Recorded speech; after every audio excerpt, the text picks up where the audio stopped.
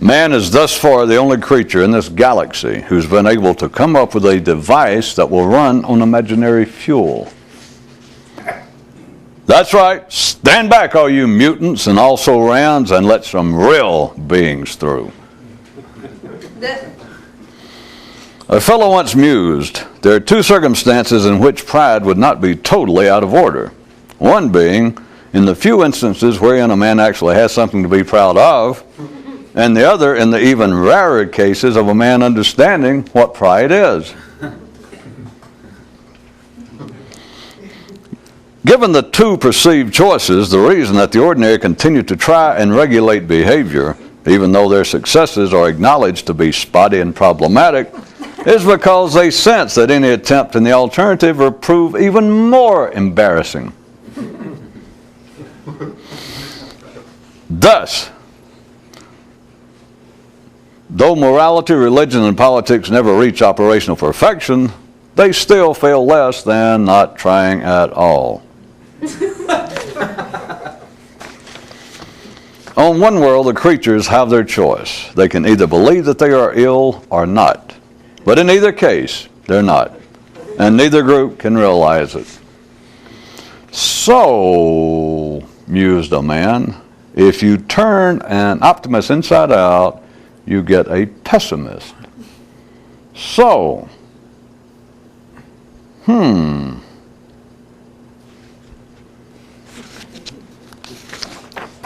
At this year's annual European Pop Song Festival, one man submitted a tune entitled, "I Put Things in One End of My Body and They Come Out the Other End."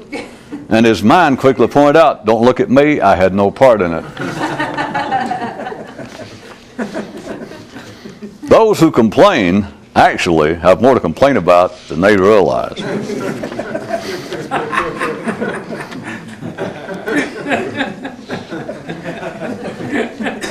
I think we should just stop for the evening.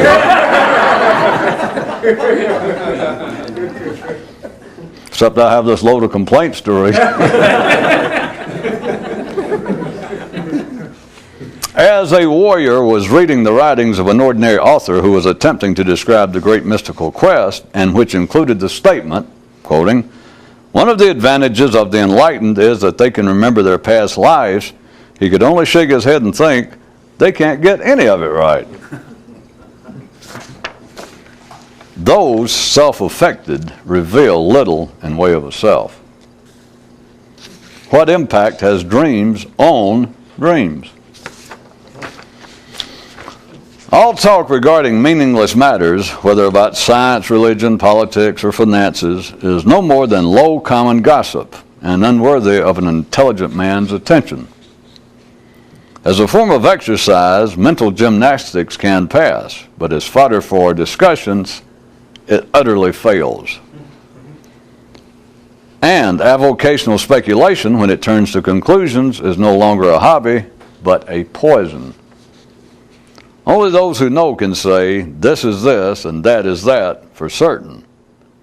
And they for certain aren't saying. Thus it be that the only things worth talking about aren't, at least by those who would know what they're talking about. Ergo, the public forum is filled with little but gossip. A brief survey regarding man's criticisms of his own civilized structures and the nature of their foundations that give rise to such sentiments. It's the title. Skunks only stink as long as everyone agrees that they do. And the way things stand now requires that everyone so agrees. And before we move on to sports and the weather, this adage update. A house built upon sand can most certainly stand in a land where all seems sand. 6-4, 8-3, with high pressure likely by late afternoon. Habit is one of the body's premier defenses and the mind's shabbiest. Just as children are impressed with their parents because they are older, and men give way for the idea of God since he came first, so too are the conscious not enraptured by anything that has gone before. To a two-eyed man, nothing ever appears completed or competent. One man approached what he thought to be a mystical school and said, "I have heard good things about you, but I am considering several other groups also. So can you give me some reasons why I should join with you?" And immediately upon him saying this, the school vanished. And the man seemed to momentarily come out of it, at least sufficiently to say to the waiter, "Check, please." And what might be of more general interest to the many, many fruit lovers who find the search for kumquats so challenging and downright frustrating, a useful tip. Those who actually have kumquats never advertise that they do. Hey, it narrows down the possibilities. Some ships can only stay afloat as long as they go toot toot, assuming that toot toot is their name. In the world of events, those lacking personal states must continually refer to theirs. Toot toot. Every time a new person comes up with the idea that, contrary to popular notion, man created God, they are quite tickled with themselves for having done so. But how come no one ever coughs this up using the mind in place of God?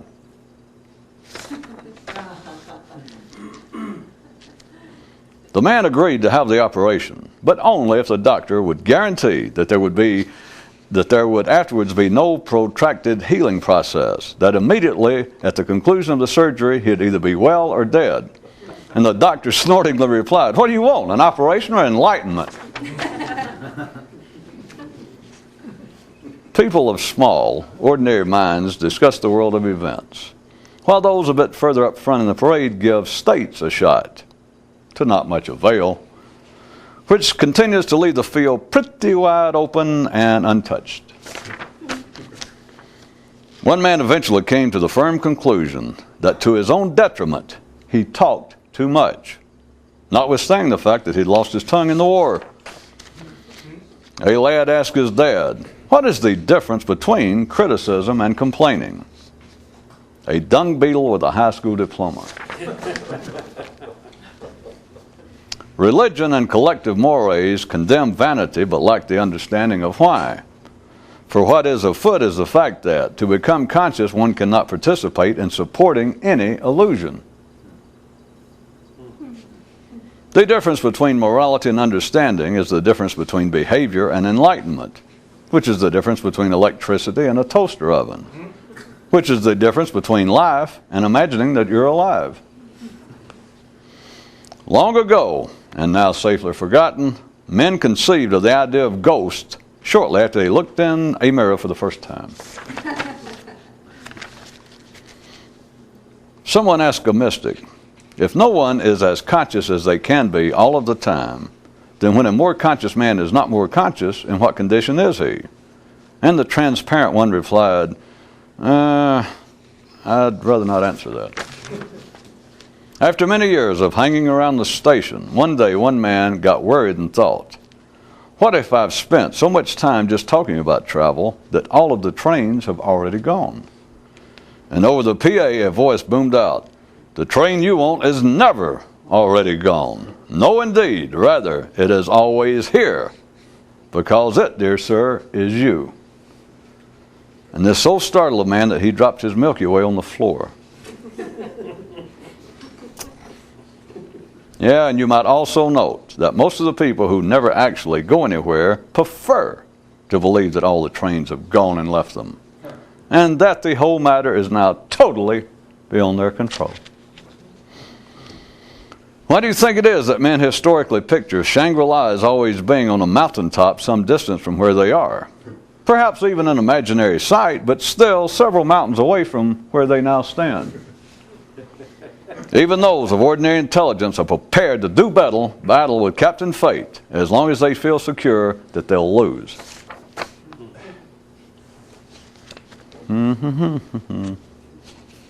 The problem with being in a small band, like 3 or 4 pieces, is that everything you play tends to sound the same. And it's even worse when you're doing solo. The challenge of which is what makes it the most attractive to the few. One mystical order used as their wake-up call every morning the cry of originality. And desiring to see this through to its extremities, they both wanted to use the word while never using it more than once. But after all, this is a closed system dependent on repetition,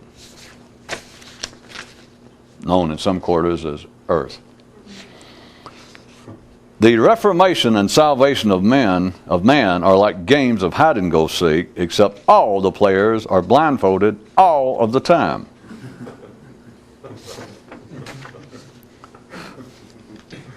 Whenever one quite promising little kid would head out the door, his mama would remind him, if you cross the street and only look both ways, you're going to get run down.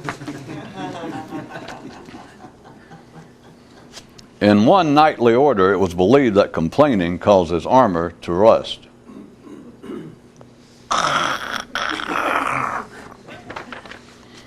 Habit and sanity. If, for instance, you could shake a lion out of its habits, you would end up with one of two things: either a conscious lion or a big cat that's gone to pieces. Would-be mystics want to believe, for instance, that a mountain is not a mountain but a metaphor for something else, something mysterious and unreachable, while those with their boots already on simply want to get there. One man's survey of books concludes, they're nothing but pages after pages. He says his next project is to take on the mind.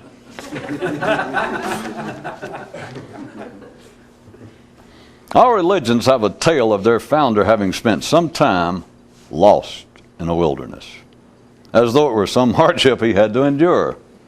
What they don't understand is that such men struggle to achieve such a condition, and do so over and over and over again.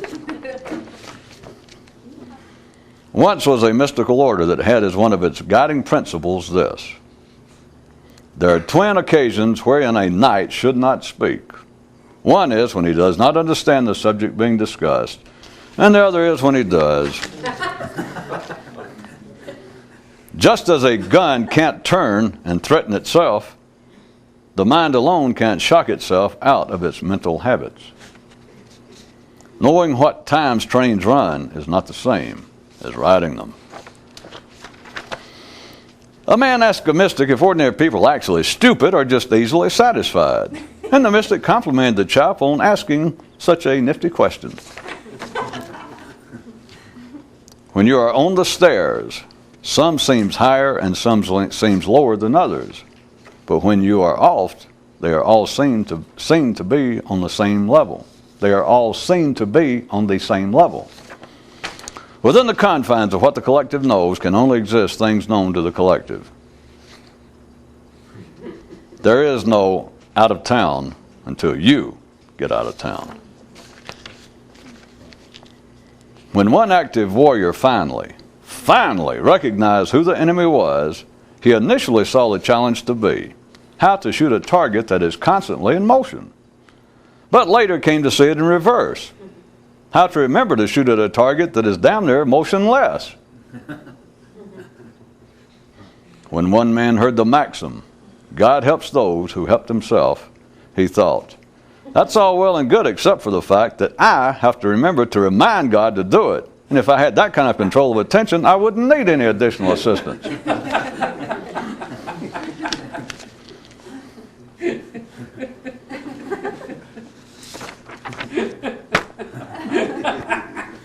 By the by, as regards the matter of discovering the secret, as though it is hiding from man, let it be noted that the secret is far too large to be hiding anywhere. If anything, it is man hiding from it. Oh, and oh yeah, once you finally hear the universal song, you then realize that every other one you ever heard was played in the same key. Is it any wonder that men feel so drowsy?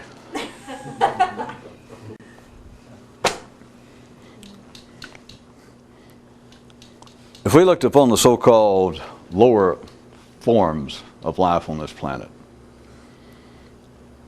say worms, and attempted to comment or had some comment their own, it would be impossible for a sane man to have anything approaching an individual naturalistic-based comment about worms. Because the further out, I'm just using the ordinary terms of the lower and higher forms of life on this beloved planet, that the lower are the forms, let's say worms, they become or are fungible. That one worm is another worm, one bee is another bee. They have no personality, there is no sign of anything resembling individuality. Then, comparably speaking, you move up and we get into those kinds of beasts that are usually primates and mammals, but are considered by humans to have some form of personality. If humans see it, then I would also point out to you that you then have the emotional life of the creature. To use ordinary terms, a worm has no emotional life from a human view. A bee, a flea, a roach does not. But you get into animals such as dogs, chimpanzees, wolves, lions. Not only from a human view do they appear to show some signs of individuality, but they treat one another in that manner. Well, they do. Everyone knows that a more submissive, wired wolf knows to give the so-called alpha male of the pack, by your leave, as you make room.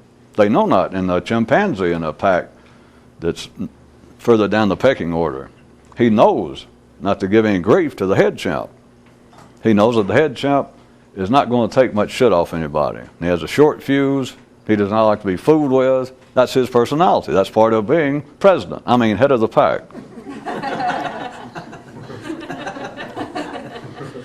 Pope, head of the pack. Keep it straight. Don't mix your metaphors in a blender. Well, there's more with that, but we don't have time for it, seeing as how we're not seen that much in Pennsylvania, and you'll have to go from there.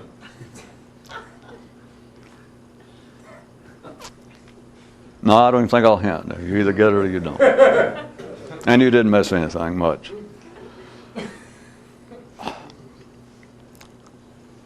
It only gets to the area of humans, where you've got an intellect working, that the creatures themselves begin to speak of one another as individuals. They begin to treat one another as though there is something resembling individuality. And of interest tonight, or I'm going to lay it down as a premise, if it's of interest, I guess that's your decision, be your discovery. But it's only then that a creature, one of the members, one of the species, will begin to speak for the creatures. It is only when you get to man that a man will stand up and begin to say, well, here's what humans are. These are all variations. Or they will say, well, here's what humans should be doing. And of course, the most fail-safe position, well, here's what God wants man to do.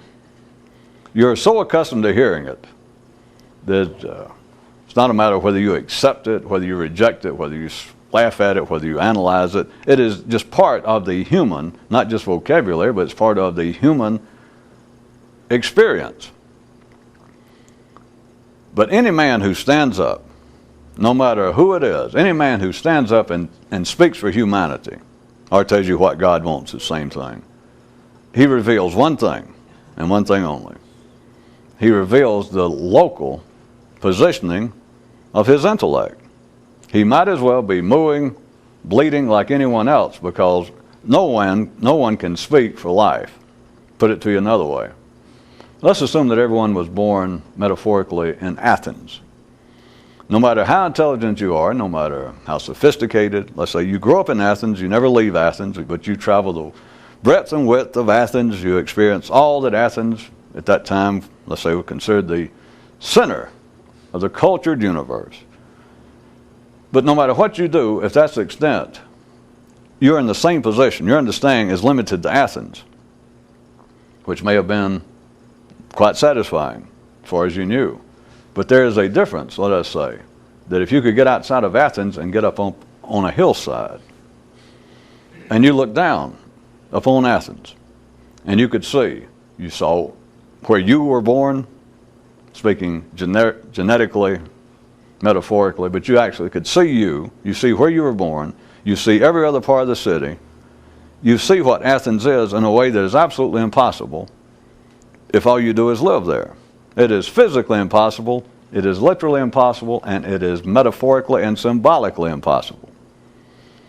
On that basis, if someone gets outside of Athens, it is not being pretentious and it is not being misleading for someone to make comments. And I know that it's even, I hate to say it, but you know who I can stand here and having to talk, and I have to bounce what I'm trying to say off of that which people seem in general to already have some awareness of. And so I continually say things, I'm aware of it. I'll say, well, a mystic will do so-and-so, a conscious man will do so-and-so. For anyone who ever gets outside of Athens, I don't know what you'll do. It's not my business, but I'm certain I can't predict. Buddha couldn't predict. No one can predict. If you get outside of Athens, if you become conscious as opposed to simply being mental, what you're going to do, I wouldn't begin to predict. I don't even care. It's not my business. I know better. And no one who understands would predict. And yet to talk about it, I understand you end up saying, just as verbal shorthand and almost by verbal rhetorical necessity, saying such things. I could preface it all and keep couching it and saying, well, may I suggest to you, or the possibility that someone more conscious might see it this way. It is a literal fact, though, besides the metaphorical fact. If you'll go back to my picture of Athens, or those of you who are really good, how about instead of me saying everyone's born in Athens, everyone's born on planet Earth? Make it a little more interesting, at least topologically, that you could say, and you can circle all around the planet, pole to pole, equator, from latitude to longitude, and yet, and it's a whole different story if you ever got off the planet and looked at the planet. Not just one view, but you could look at the whole planet from every possible view. Then you understand that you would have a complete different understanding. And I say complete, I'm about to get on that. That doesn't begin to cover it. But your conception, your view of the planet, not just the planet, but humans. Everything that you ever thought about humans would be gone. Everything that you ever thought about human life, everything that you ever thought about civilized existence, or will be, I can condense it and say everything you ever thought. Because let me point out this way, if you're up on the hill above Athens instead of in Athens, or if you're away from the planet and looked at the planet rather than being a captive thereof, then being up on the hill above Athens, let's say, compared to living in Athens, is the difference between consciousness and the mind.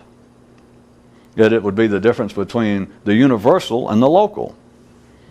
Because no matter how grand be the city, no matter how grand be the planet, no matter how grand be your mind, if it's intrinsic, which everyone's is, everyone, Buddha, Jesus, everybody, whoever you thought was a hero, they were born with the same kind of mind that you were. They were born in a locale. They were born wired up to the genetic awareness of all of humanity.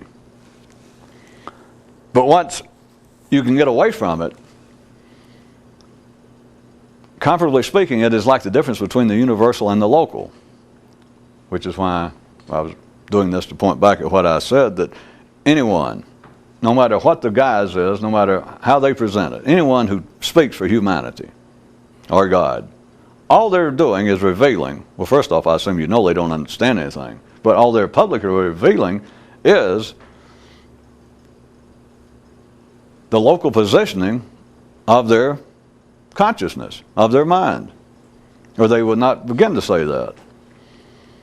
Every statement that is made to say that man should be doing so-and-so is simply a sound from one local neighborhood. Now the reason that the lower so-called forms of life on this planet, that I say they're fungible, that they're interchangeable, you do not know one worm from another. You do not know one ant from another. And they don't show any signs of knowing one ant from another. It can have a rainstorm and just wash out hundreds of thousands of ants in some colony, and no one seems to notice. No one mourns it. It doesn't matter. They'll be back in whatever their original force was in a matter of weeks or months. And there's no difference. There's no difference between 50,000 ants over here doing their job, or 10,000 bees, or whatever it is, and over here. Fungible, they're interchangeable, absolutely interchangeable. There's no such thing as individuality at that level, comparably speaking to man.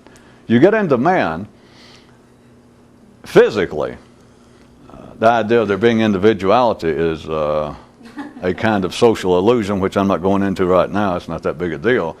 The area wherein men now seem to appear to be non-fungible, that they are not interchangeable, or as they love to say, I'm me. I'm an individual, by God. I'm Fred Farquhar, and there's not another like me. We won't go into many of his close associates' quiet response to that. Maybe one of the few times that they ever give praise to the higher forces, to the Creator. But at any rate, little crude humor for all you people who hate anybody with a funny name.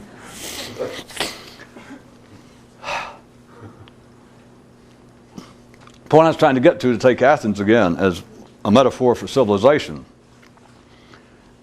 And now we're not speaking physically. We're speaking now mentally about man. That in this case, it does appear that there is some valid basis for looking at people being individuals. Because to look at Athens as being the total civilized picture of collective man, then Athens is made up not of fungible, interchangeable people, but of something amounting to individuals. On this basis, let's take an anthill and look at that as being Athens. Any ant that you picked up, if we could measure it, any ant in there understands the total working of the anthill. They have no mind, of course, it's just all physical reaction. But one ant contains in him the total understanding of ant life. It is all wired up in one ant. In any ant, you understand? In humans, now you got to look at this from an absolutely mental view. That we're talking about the mind. At that level, men are not interchangeable because any one man does not understand all of mortal life. That is, it's a part and parcel of man being incomplete, being a work in progress. Worms are not changing, ants are not developing, so there is no open-endedness to it. They are not a piece of work in progress. Ants are finished. The lower down the system you go, the more it is absolutely a fait accompli. Their development is done for. If anything, they're not going to develop. Their biggest danger is they're going extinct. Man, it appears to be in this way, mentally, that the city of Athens, not one Athenian knows the complete story of Athens. Each person has a little piece of the Athenian experience. Each human on this planet has one little piece of what it is to be alive, to what it is to be human. Anyone who says otherwise, back to this, anyone who stands up and says, well, that's not true, God has revealed to me, is their normal story. The gods have revealed to me the total plan. It's not just me. I know I was born down the street here, and some of you know me, and I've been in jail, and, a couple of DUIs, but that does not withstand, that does not deny the fact that the Lord has spoken to me and revealed the full plan of what Athens is about. It is not possible for an ordinary man to do that under any guise. But the thing is, the reason it has appeal is that every individual, there's no way we're up against the wall with words, and I'm not going to dicker about, you'll know, surely understand what I mean. Ordinary people have no understanding of this. They have an awareness of it. Or conversely, when it's done, they accept it while knowing it's not true. That is, a man stands up and says, here's what God wants people to do. Or maybe he says, maybe he's speaking institutionally. Mother Church, here's what our nation wants good Italians, Greeks, Jews, Catholics, whatever. That it seems to be something larger than man. But the easy one, as a man stands up and he says, I know this is times of trials and uncertainties, but here is what here's God's plan, here's what God wants us to do. And of course, when I tell you what he wants to do and you see how far you've fallen short and gone astray, you understand why you're disturbed and uncertain. But here's what God wants. All right, any sane person, like I said, they can't deal with this. They're not supposed to. But they have an awareness that that is very questionable. That is extremely doubtful. And yet there is no alternative. which is not the reason that humans buy into it, which is a absolutely fallacious term, even though it's like, buy into it. It's like, why do you shop here in this neighborhood? The answer is, you can't get out of the neighborhood. I'll leave that to you. At any rate, it is not that people simply accept this while knowing it's not true. Now, any sane person has grave doubt, let's put it that way. The most ardent Catholic, the most faithful Jew, the most passionate Muslim, when another human stands up and says, well, here's what Allah wants, here's what God wants, here's what Yahweh wants. Any sane person, if they were pushed, or just ask in a nice way, they got some doubt. Which is part of the role played by historical figures. Because you can say, well, hey, now if you think the rabbi, since you went to school with him, you know everything about him. Since, if he stands up and says, here's what God wants, and you say, oh yeah, I got some doubt. Hell, I've known him all my life. Then you say, well, that might be true about Abraham and Moses. Oh no. You understand? Or a Muslim, they could be saying that about the in their mosque. And you can say, yeah, but Muhammad, hey, same thing. They go, oh no, hey, what? No, we're talking about two different things. So further, as long as you can't get your hands on Shangri-La, you can't criticize it. As long as you've never been to Istanbul, you can't go, well, crap, they piss in the street like everybody else. As long as you never knew Buddha, you can't say, God, what a boring guy. He had a real bad haircut, terrible taste in clothes and cars. But the fact being, it is in the sensibility, the wiring sensibilities of humans, that there is some serious doubt that a man who stands up and speaks for all of humanity or speaks for God, if they were asked, they would have some doubt. Except for this. What I was trying to get to, they don't do it because of stupidity. They do not do it technically, or most truthfully, they don't do it just because of lack of an alternative, because an alternative has always been hanging around. But it's on this basis that if you go ahead and accept that, if you can mentally live with that a church, an institution, or just some individual, a guru, some teacher, somebody stands up and says, here is what you should be doing. Here is exactly. And if you can accept it, what it does is at least give a somewhat calming influence. It is somewhat soothing to the known fact, that no one is complete. In other words, even though men do not discuss it and look at it in this particular way, they normally just say we're flawed, or I'm not perfect. But all they're saying is, from a more useful view, as I've tried to get you to consider, all that they're saying, anytime a person, an ordinary person, says they're dissatisfied or they have any complaint with themselves, they'll make any admission of guilt and shortcoming, all they're saying is, I'm not finished. Of course, they take it locally, they take it personally, but what they're saying is, man is not a complete work, which is why you can't get other animals to feel guilty. That, and I know they can't talk, but you cannot, I know most of you usually get a laugh, but you cannot take a worm. Be as sincere and gentle with a worm, but be firm, and look at a worm dead in the eye and go, bad worm, bad boy, I saw what you did. Folks, there's some ridiculous hobbies in life, but you are on an absolute world-class fool's errand. Of course, I strictly disadvise you trying that with any of the large cats. or any of the larger bears of North America. I wouldn't do it with either one. Not only would it not work, but some of them, even without knowing the word umbrage, can take a bit thereof, if not part of your leg. Anyway, humans, they describe it normally as that they're not perfect. It's normally always forms of self-condemnation. But all they're saying is that humanity is not finished. Because if we were finished, there would be no way out. If we could be finished and be conscious and verbal as we are, if you think about it a second, there would be no room.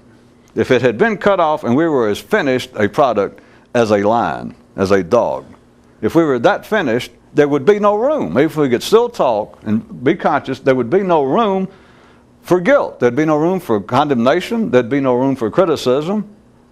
It wouldn't come up. It'd be suddenly, like it is now, some of my drawings, you recall, the nervous system, he's saying that when you, further up you go, and using the brain both literally and metaphorically, that it has not stopped, that men continue to expand here, not physically, not anywhere else, but they continue to expand in the neural region, and that's when it's like having your head open. And it's always raining. Somebody's always spitting in it. There's too many loud noises. There's always ways that a man's mind thinks that he's got complaints to register against life. But all he is noting is, my head's not closed. As I assume most of you know, now I think of another metaphor, is kids. Young children, they have a soft spot in their head that oftentimes is not, or sometimes doesn't even close up, but it's very delicate. And it's just a thin membrane for a few hours or a couple of days. And it's like everybody's born that way, but your skull finally, very quickly closes over. But to use that metaphorically, man, an average, ordinary, sane, reasonable man, it's as though his skull, speaking of the mind itself, the brain, the mind, is like open, and it stays open. But he doesn't find that to be the source of his objections and complaints. It is always to what's happening out there, the world of events. That's what I meant by it's always raining on my head, it's too cold in my head, people are shouting out things that I don't agree with, and they get in my head. And they blame it on the things out there. When all they're doing, once you understand, it's quite understandable why people complain and criticize and carp. Damn that carping. Oh, all right, we'll have to press on. And just to think, there are those, by the way, that still insist that fish are our friends. But they keep looking for the source out there of their irritation, their dissatisfaction. But a better way to put it would be, if you could see it, is that all of humanity is a piece of incomplete work. And that's the only reason, because if you could cut it off, if suddenly you could cauterize, there was no chance of humanity's mind developing any further. I don't know whether you're going to see this or not, but it's a perfect picture if you can see it. There would be no room. It'd be as though they had finally put a ceiling on your brain. That finally, all these years, it's been like it's out in the open, just kind of hanging out, and you don't know why. And it's just open to almost anything. And if suddenly this great big hand or foot or something, or like a ceiling was suddenly put, and put some roofing on and closed up, that now suddenly the roof of the house was down to right against the ceiling, let's say. They just collapsed. There was nowhere up here. There would be no room for any complaint. Of course, those of you who are really good, if that actually happened, there would hardly be any room to ever say anything else. Even if we could still talk. If that suddenly happened to all of humanity, since I've done it, I'll go ahead and everybody would sort of look at each other and go, and like everybody would be waiting to see if anybody else is going to, say it happened to them, that suddenly, I don't have any complaints, I don't particularly feel one way or the other, mentally. And everybody look and look. I don't know, it might take 4 or 5 hours for it to go all the way around the planet, and everybody look at everybody they know. And the other person, nobody says anything. You keep waiting for somebody else to go, did something funny happen? But nobody says anything, and so everybody's waiting for somebody else to say something. Everybody in your immediate circle there, in your house, your family, you keep looking. They keep looking at you, and nothing happens. Let's say I give it 3 or 4 minutes till it begins to get a little spooky. So then you go outside to strangers, and you go out on the street, and people walking by, and they stop immediately, and they look at you. And you look at them, and you go, they look at you. It's like everybody keeps waiting for somebody else to make some comment like, God damn, or what the hell? Or you too? Except nobody says anything. They just keep waiting, and you keep waiting. If you recall where it was, I was saying that, can you see there'd be no room for any complaint, no criticism, no doubt, but also, as I said, if such as that happened, there would hardly be any room left to say anything. You'd look and you could talk, but it's like, but you might consider this assuming I'm giving you a valid description, which I am. Now, of course, I've tried to get you to see it before. Then what constitutes the basic fuel of most human conversation and observation verbally? That if you had no room to complain, and then I say that I'll give it 5 hours. Within 5 hours, this plant would go silent insofar as human conversation. Then you're left with a in-your-face reality. That if you couldn't complain, and the lights went out in the noise department, I rest your case.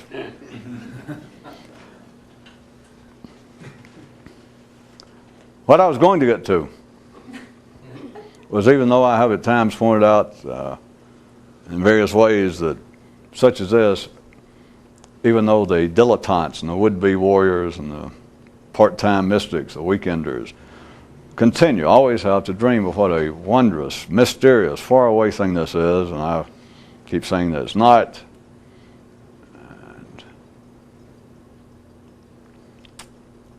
Which doesn't mean anything one way or the other. Just because I say it, you can take it for what it's worth.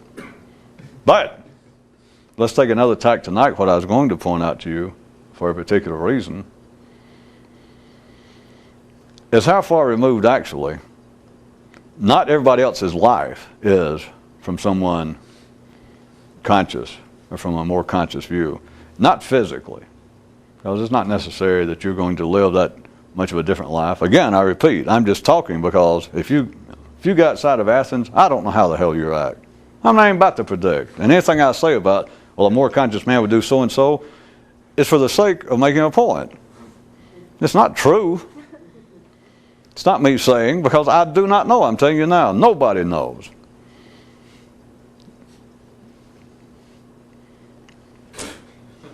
But we that is at bay.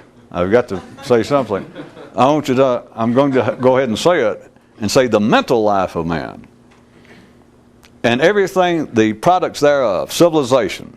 And we're not talking about physical existence. We're not talking about a man living out his days. We're not talking about interfering with sex or diet or rest, or forget the body. Imagine again that we're talking about a complete, discretely different realm, the mind, and all of its outshoots.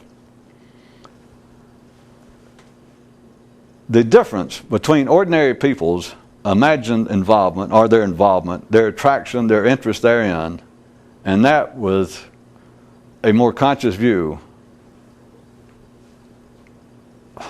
there's just almost no common ground. There's just almost none. The very things that are at the heart of civilization, and should be, but the very things that sane, educated, sophisticated people discuss, say they think about, they write about, they wrangle, they debate, they pursue, from a more, well, I'm just going ahead and say it.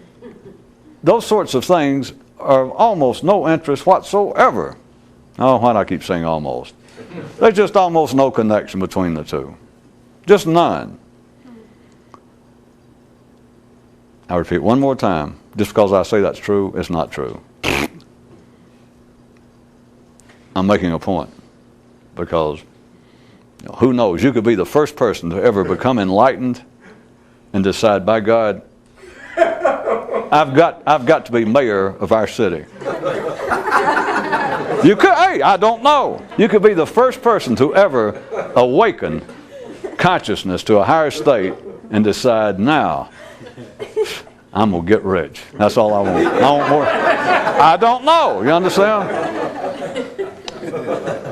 So now that we've settled the reality, the basic reality, I'm going to tell you. And this has to do, well, you can figure out what it has to do with you personally. But the things in life that sane, ordinary people, it's not a criticism, remember. Because I'm not saying it should be different. I'm not saying, well, men shouldn't be interested in the National Enquirer and movies and TV and rock and roll and anything else. No. Anybody that says that's an idiot. They're just revealing their local consciousness, their local state of mind. But what you can't get the mind to see is that when you live in Athens, no matter what you hear, no matter what you see in Athens, is the product of Athens. Now, I don't care how it's packaged. I don't care from what source it seems. I don't care if you run across somebody in Athens that's standing up on a soapbox and they're taller than everybody around them. And they holler, here is what Zeus wants us to do.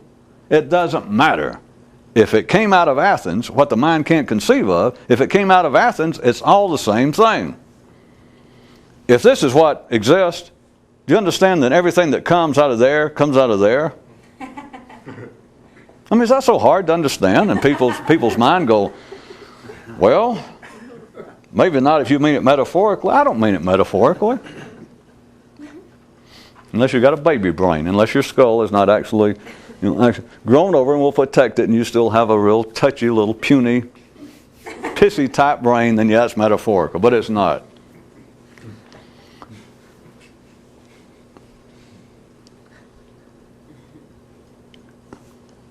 If you knew how, this is not the point to talk about historical figures, but this seems to have the ability to sometimes shoehorn some people's attention into a different size Brogan. Or at least a different fashion Brogan. If you knew how to read, if you knew how to take in a certain form some of humanity's great prayers, particularly when they're put in the words, supposedly the founder of some religion, some semi-divine or divine figure in the history of humanity. And that doesn't even matter whether they meant it at the time. If they're, assuming such a person as Buddha, Jesus existed as described, it doesn't even matter whether he meant it at that time when he said it. But here's what people, again, that the mind cannot deal with. And there's a perfect example, again, Christianity being the easiest one to pluck, to use with you people, is of Jesus dying, his last minutes, after being crucified, and there he is dying, and so, according to history, he says, "Oh God, or oh my Father, why have thou forsaken me?" Which again brings us one of these little minor things, but it's a little interesting to show you how life can stick its ass in everybody's face, make rude noises, and emit exotic smells, and humans will still go, "What a delightful day." It's simply being that Athens can pull anything it wants to on the Athenians, and they'll put up with it. Where you going to go? So what I was going to say is Christians, surely, that has got to be one of the stickiest things that ministers and everybody has to put up with, is for somebody outside to read that and go, wait a minute, I was getting interested in your religion, but how it is that your founder, a guy that you said was semi-divine, how is it that, they're killing him. He's dying, and he suddenly looks up after all these great words, and he's saying that he was going around waking everybody up and leading them to a greater life, and he wimps out at the last minute. I read that. I'm using an outside observer. Even if they weren't real offensive about it, if they just said, this is strange. You people worship this guy, and right at the tail end. Now, I read up to this point. I read all this material you gave me, and I was impressed. His ideas, I thought, he's the kind of guy I'd like to meet. This may be what I've been looking for. But damn, I got here at the end, and when it got to his end, the man whipped out. He, in essence, admitted, what the hell have I done? Which is not the only story. That's just the one you know best. But religions and minor cults and cults within the major religions, mystical groups and schools are replete with such stories. And I was going to say, this wasn't the point still, but don't you find it interesting that life can do? Why did they put it in there? They've revised the Bible hundreds of times. It's been a political hack job to cut and paste and put together. The one we got was to suit King James for his political ends. What went in and what didn't make the cut. How come somebody, even the Archbishop of Canterbury, no offense to our British brethren, but how come even he didn't have the intellectual balls and wherewithal to look at that and go, we can't put this shit in there. We'll be out of work. They left it in there. And of course now they have to spend, I don't know how much, but that's got to be one of the biggest sticking points of a Christian to try and explain Christianity, and somebody finally get to that point and go, wait a minute, what the hell is this? At the end he went, oh my God, what have I done? Because it sounds like he's saying, well, everything I believed in, everything I was telling them, well, stick with me and you'll have life after death, and all these platitudes and platypuses he'd been putting out all these years, all these great axioms and proverbs, and at the last minute, he's there and he's dying like everybody else. Maybe it does hurt to die that way. But after all this great stuff, he goes, and whips out. And they have to explain it. I got a better explanation. What I was going to tell you. And many of the prayers, the Lord's Prayer, there's a whole lot in Buddhism, Zoroaster, what little, it wasn't anything written down, but all the way going from that up to in the major public areas, all the way from Zoroaster all the way through up to, let's say, to Muhammad and Islam, there are prayers, there are things that were said by the so-called founder that were over and over one thing. My Father, why have thou forsaken me? It's them knowing the damn train schedules and they can't remember to get on. Or as I put to you tonight, the final news item is a man who heard the axiom that God helps those who helped himself, and he thought, you know, that's nice. I like that, except for one thing. I have to remember to remind God to do it, and if I could do that, I don't need his help anyway. That, I suggest to you, is what a Jesus would have been saying at that time. That here it is, a little minor thing like dying and having nails driven through you, and you know, which can, I'm sure physically, we can all imagine that doesn't feel good. But there at the end, there he is. Everybody's spitting on him, laughing at him. Take this literally or metaphorically. But even literally, I'm going to tell you what the message was. And there he is. And he suddenly realizes he's about to die. It's about to all be over. And after all these years of working for it, being out in wildernesses, being tempted and all that, there he is. And just because he's dying and people are spitting on him and laughing at him, and it's taking a long time to die, he kind of took a little nap. And then right then, he came back and he realized, well, goddamn, spent a whole life doing this, and then a little thing like being nails driven through my hands and hung up here and stuck and spit on, made me take a nap. He wasn't cursing God or hollering, why have thou forsaken me? He's hollering, oh, damn it. Which is every conscious man's prayer. That is the only prayer that Moses, Lao, Confucius, Buddha, Zoroaster, that's a conscious man's prayer. Of course, he doesn't say it out loud because nobody understands it, but there's only one prayer. I'll give it to you. There should be a little physical theatrics with it, but I'm sure most of you get it. Here's his only prayer is, ah, damn.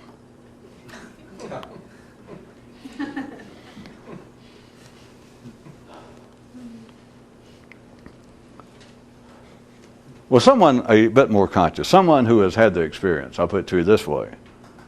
Once you know what it is, there's only one question in life. There's only one problem in life, is how can I keep doing it? And what I was going to try to get into tonight, maybe I'll pick it up next time, was how much of life is made up in ways that first seem apparent and then are not so apparent, of people apparently trying to get some new stimuli in their life to break themselves out of that kind of semi-catatonic state.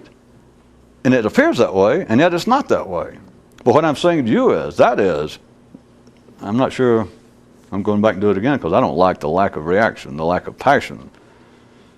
There is a guy up on the cross.